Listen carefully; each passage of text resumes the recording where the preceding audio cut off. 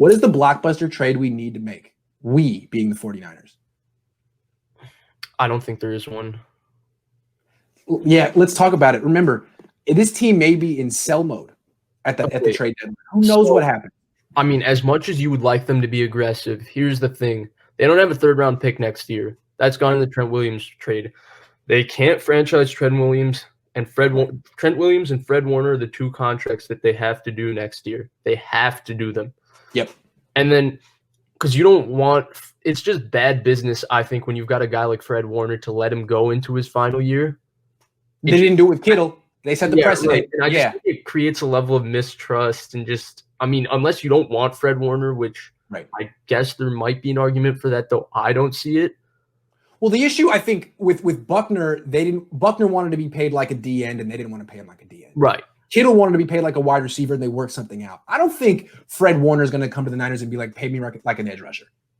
I think he'll get good money for an inside linebacker. I think that's an easy contract to work out. He's not going to say, I need to be paid like another position. I need to be, you know what I'm saying? Maybe. It's kind of like Gronk has experience doing Bowman and Willis, so this is up his alley.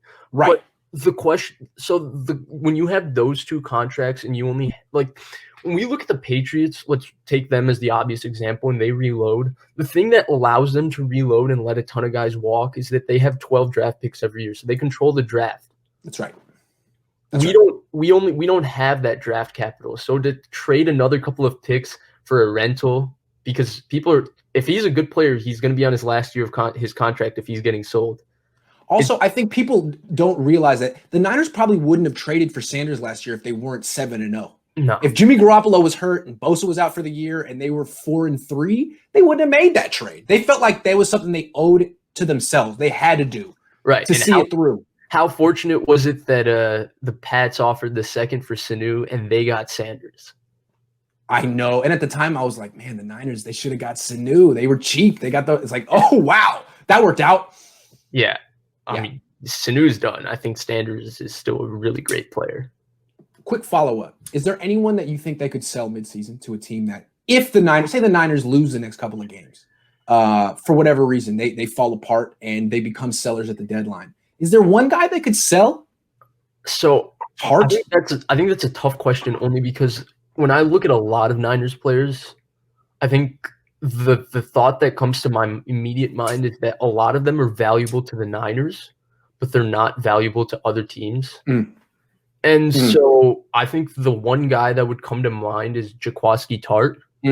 But I can't see I would have to see the Niners start off like 1-7 for them to even consider trading a player like Jaquiski Tartt, because he's a good enough strong safety where if you're in the thick of things at 7-5, 7-6, you need Jaquiski Tartt to make the playoffs. He helps you a lot more than Marcel Harris does. But he's the guy that would come to mind. Yeah, you're not going to sell Trent Williams or somebody of that caliber. Has to be a guy that's really good, but not maybe worth the long-term deal. What about Mike McGlinchey?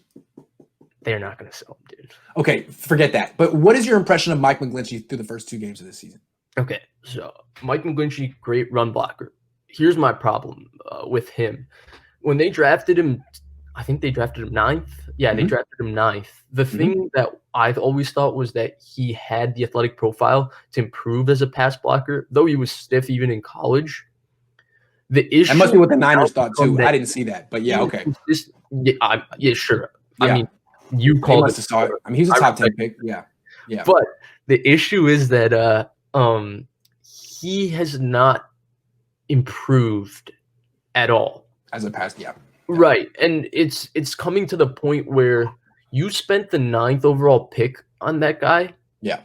You can get good run blocking right tackles who are mediocre in pass protection in the second second round. Yeah, you can. So you can. Yeah. If you pick a right tackle 9th overall, he has to be a great right tackle. Exactly. Top 10 right tackle. To interrupt you real quick, when the Niners made that pick, everyone praised him. And then the Raiders followed it up real quick with Colton Miller, and everyone's like, God, the Raiders are so dumb. And what I thought at the time was, okay, McGlinchey's going to have a better rookie season than Colton Miller. But Colton Miller has a left tackle ceiling, and McGlinchey doesn't. So I would have taken Colton Miller because it's not about what you're going to get rookie year. It's like this guy needs to get to the left side eventually And I never thought that McGlinchey would keep going. Right. And I think a lot of the Niners in admiration with Mike McGlinchey has to go to his personality. I mean, he's a great guy. He's just the charisma. He walks in, takes full command of a room. Maybe he has more of a quarterback personality than even Jimmy, with the way he just takes over. He's got that Matt Ryan persona, because I think he copied Matt Ryan's personality because they're related.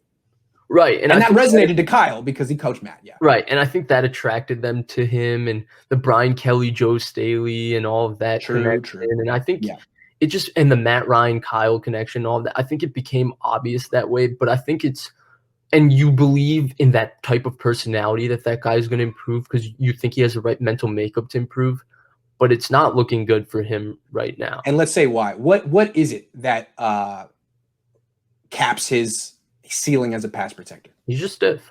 He's stiff. He's mechanical. He's upright. He's straight up and down. He has trouble with speed. Yeah, agree. It's unfortunate. It really is. Yeah. But I think that's going to be a problem if that right side, because Brunskill doesn't look particularly good either.